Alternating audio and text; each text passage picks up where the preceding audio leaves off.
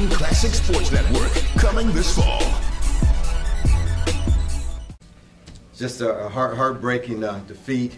I mean, Bowling Green came out, ready to go and played with a lot of energy and got us back on our heels. I liked the way we came out the second half and battled back. I thought it was a gutsy effort and performance, by our entire team to get back. We hadn't been in that situation in terms of the first half.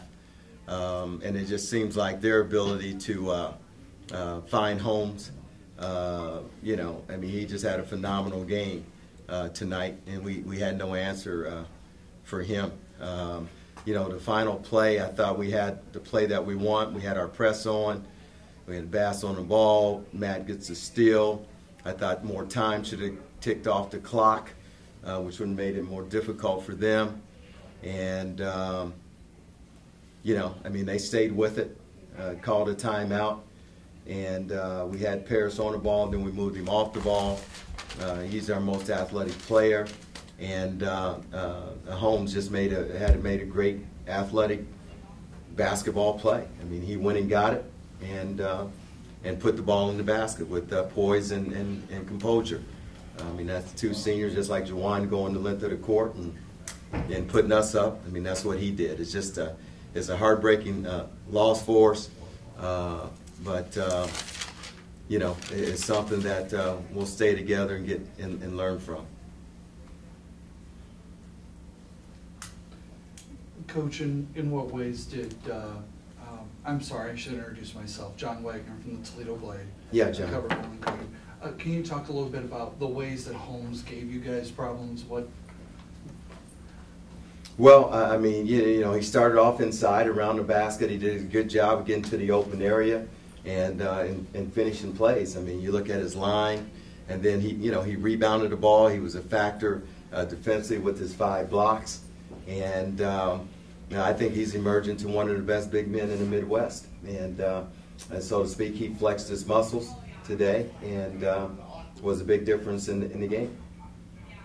He had 18 rebounds. Was that, I hate to say the sole reason, but I guess that's what I'm asking you. Is that the reason that Bowling Green out-rebounded you so badly? 41-27 is the final round. Well, I mean, when you get 18 rebounds in a game, that's going after, that's playing hard. So he was active. When you have a line like that, that's playing big and getting it done. He was a monster today. And like I said, and watching all the guys, I mean, he's emerged into one of the top big guys in the Midwest. Juwan, you played the last 10, 12 minutes. You seemed like you were limping out there. What happened? Yeah, I caught cramps, and just like anybody knows, when you catch cramps and all my hamstrings, my thighs, and everywhere you could think of, I was catching cramps, and that's what me and the team, we just gotta fight through those things. Cause one soldier was down, but we gotta pick each other up, and that's what we need to do for win, not only now but going down the stretch in the Rising League. Coach, defensively, you've always talked very highly of this team, but in this game, one of the areas that you guys struggled in was points in the paint and then second chance points. How can you fix that maybe going into that next game and going into practice tomorrow? Well, I think actually we get to play a game tomorrow, and we got to pick ourselves up and get ready and play a game. And I mean, points in the paint and Holmes. He was a load force, and we try to rotate guys.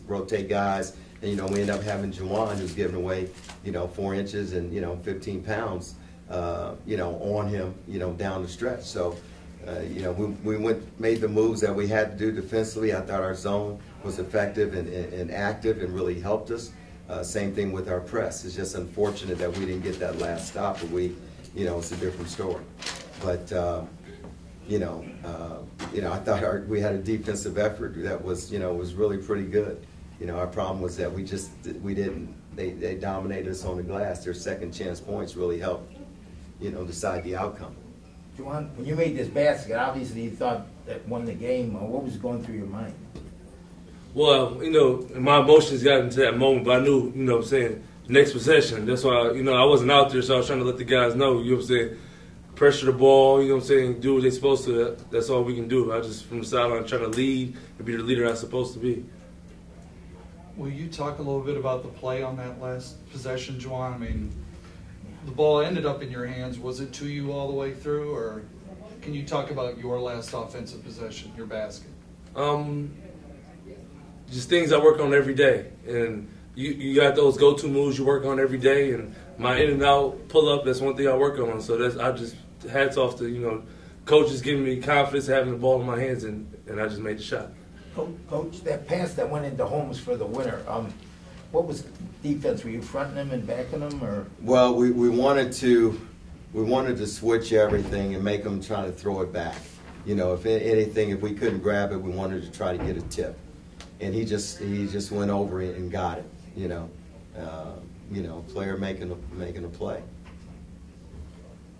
You mentioned, Coach, that originally you had Bass on the inbounder Yeah. and then pulled him off. The idea there to get a more athletic player in the paint, I'm guessing? Right, yeah. He's our most, he's most our athletic guy, and he's kind of all over the place. So that was our thinking. Speaking of Bass, how did you feel about him and Anton? Obviously, Juwan. No, they really, Paris, Anton had to sit the first half. It's a great job by him staying in it and coming back, and he made that first basket the second half, and just was a huge factor for us. He stretches the defense, and then Paris was a go-to guy. The second half he stepped up and had a big second half, and we've seen that from him, which is encouraging. So Juwan's going, and Paris and Anton, and that's a big part of our offense.